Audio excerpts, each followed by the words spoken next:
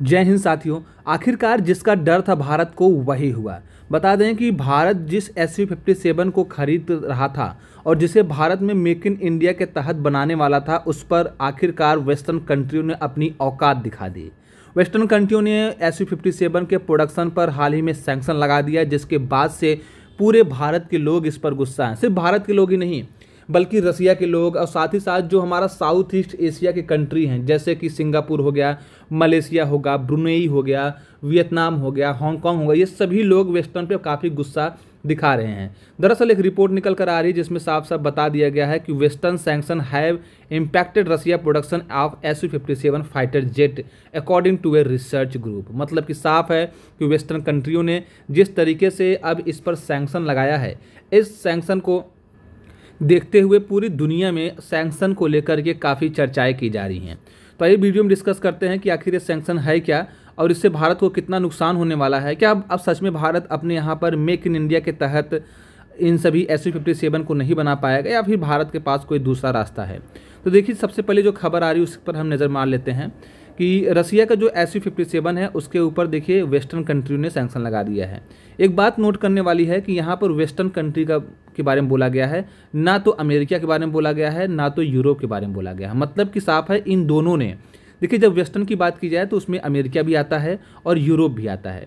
तो western country का कहने का मतलब यही हुआ कि अमेरिका ने भी और यूरोप ने भी मिल करके इस पर सैंक्शन लगा दिया है, जिसकी वजह से SU-57 की जो स्टील्थ फाइटर जेट है अब ये जो है ग्लोबली टेंशन में आ गया है।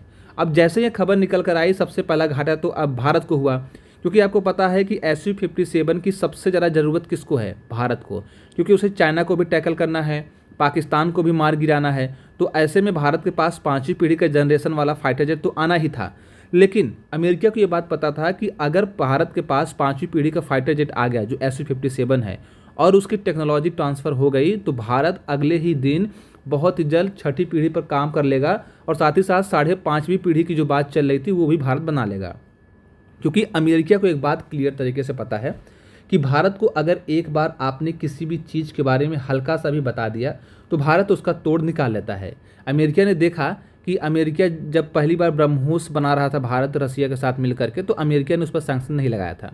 लेकिन क्या हुआ, भारत के साथ एक बार रूस ने ब्रह्मोस बनाया, भारत ने उसका पार्ट 1 बना दिया, पार्ट 2 बना दिया, पार्ट 3 बना दिया और अब एक ऐसे न्यू वर्जन पे काम कर रहा है जिसकी रेंज 10,000 किलोमीटर बताई जा रही, जो अमेरिका तक को ध्वस्त कर सकता है।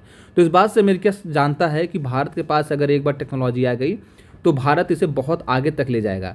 इसीलिए अमेरिका ने क्या किया कि SU-57 की खरीदारी पर कोई भी अभी सैंक्शन नहीं लगाया है। हालांकि इस पर भी लगाएगा, कोई बड़ी बात नहीं है, लेकिन इसने फिलहाल प्रोडक्शन पर सैंक्शन लगाया, क्योंकि प्रोडक्शन बहुत खास चीज़ होती है। प्रोडक्शन हो जाने की वजह से भारत न सिर्फ SU-57 को बना पाता बल्कि पूरी दुनिया में बेच भी पाता और भारत के पास टेक्नोलॉजी भी आती।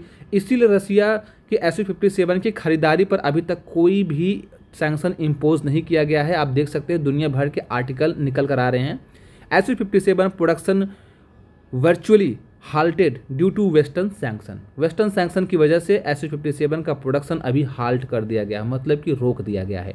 अब ऐसा लग रहा है जैसे मान लो भारत SU-57 बना ही नहीं पाएगा। लेकिन आइए अब रूस और भारत का पक्ष देखते हैं, वो लोग इस सैंक्शन को किस तरीके से देख रहे हैं और उनका इस पर क्या कहना है। देखिए, रसिया ने यह साफ तरीके से कह दिया है कि अमेरिका या फिर वेस्टर्न कंट्री ने जो सैंक्शन लगाया है, इस सैंक्शन के बाद भी हम SU-57 की डिमांड को जारी रखेंगे और इसके जो प्रोडक्शन है भारत में हम करते रहेंगे। इसको लेकर के भारत ने कहा है कि देखिए SU-57 जो है हमारे आंतरिक सुरक्षा की बात है। जिस तरीके से हमने S-400 को खरीदा था, अमेरिका ने बहुत बोला था कि हम आप पर सैंक्शन लगा देंगे, लेकिन फिर भी भारत ने खरीदा क्योंकि भारत की आंतरिक सुरक्षा पर आन बनी थी। ऐसे ही भारत ने कह दिया है कि SU-57 हमारे आंतरिक सुरक्षा का रणनीतिक हथियार है और जिसे हम किसी भी कीमत पर लेकर रहेंगे।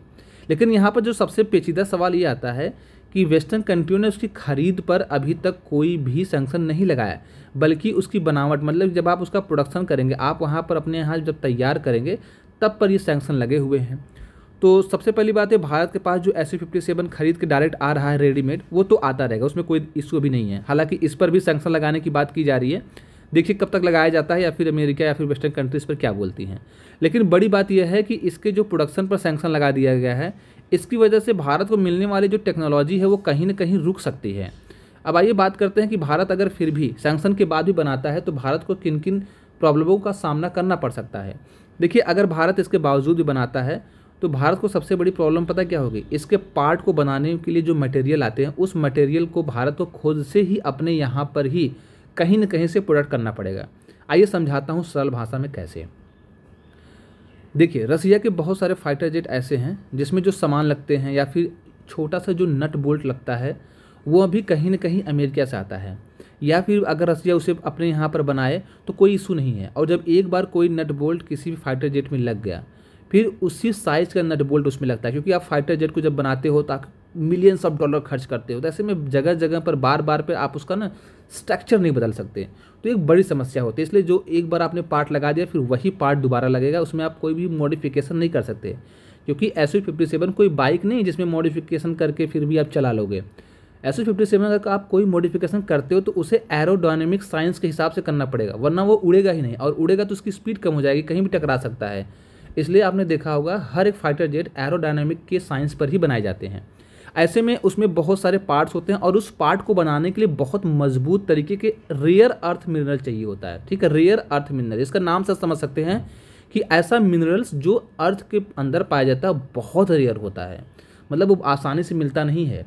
तो ऐसे मतलब कि धातुओं से मिल करके उसके पार्ट बने होते हैं, क्योंकि आप खुद सोचो 66,000 फीट की ऊंचाई पर जब उड़ेगा और जिसकी स्पीड लगभग 2500 किलोमीटर प्रति घंटा होगा, तो उसके पार्ट अगर मजबूत नहीं होंगे तो उसके परखच्चे उड़ सकते हैं।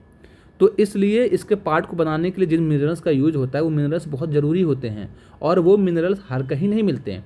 और इसीलिए भारत क्या करता है या फिर रसिया इवन क्या करता है, वेस्टर्न कंट्री के पास ऐसे मिनरल्स हैं तो वहाँ से मंगा लेता है, अमेरिका के पास ऐसे मिनरल्स है तो वहाँ से मंगा लेता है। अब इस पर भी बैन लग गया। अब बैन लग जाने की वजह से ये मिनरल्स अगर आएंगे तो SU-57 में यूज़ नहीं किया जा सकते, क्योंकि ये मिनरल्स आएंगे तो आपको हिसाब देना पड़ेगा इस मिनरल्स का आपने कितना सामान बनाया और कहाँ कहाँ यूज किया। इस बात से बड़ी दिक्कत होती है।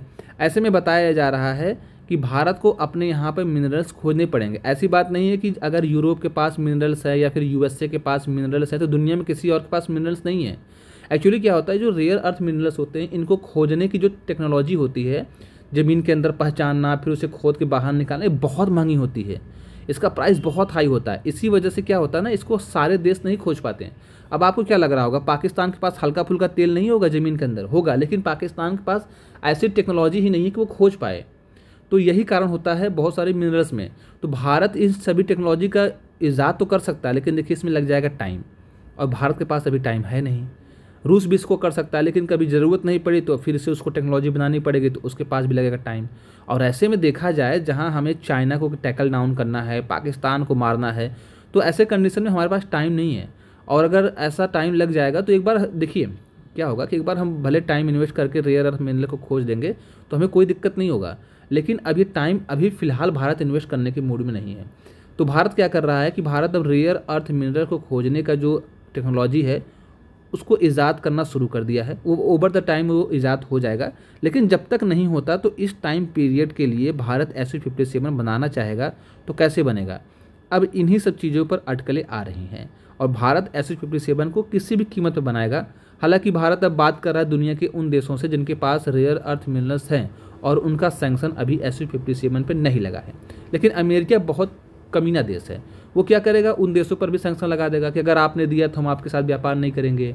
अब वो देश बहुत गरीब हैं, हालांकि उनके पास ऐसी टेक्नोलॉजी आई नहीं कि वो रेयर अर्थ मिनरल खोल लें, लेकिन क्या होता है कई बार किसी किसी देश में हम देखते हैं कि रेयर अर्थ मिनरल काफ़ी ऊपर होते हैं, तो आसानी से बिना टेक्नोलॉजी के पता चल जाते हैं। जैसे मान लो आप कुआं खोद रहे हो, आप नल की खुदाई कर रहे हो और वहाँ पर आपको तेल मिल गया, तो क्या होता है तेल बहुत नीचे होते हैं, लेकिन कई जगहों बहुत ऊपर होते हैं, तो आसानी से मिल जाते हैं। तो ऐसे कई देशों के पास रेयर अर्थ मिनरल्स हैं जो ऊपर ही हैं। अब उससे भारत बात करेगा और देखेगा कैसे हम अपने SU-57 को बना सकते हैं।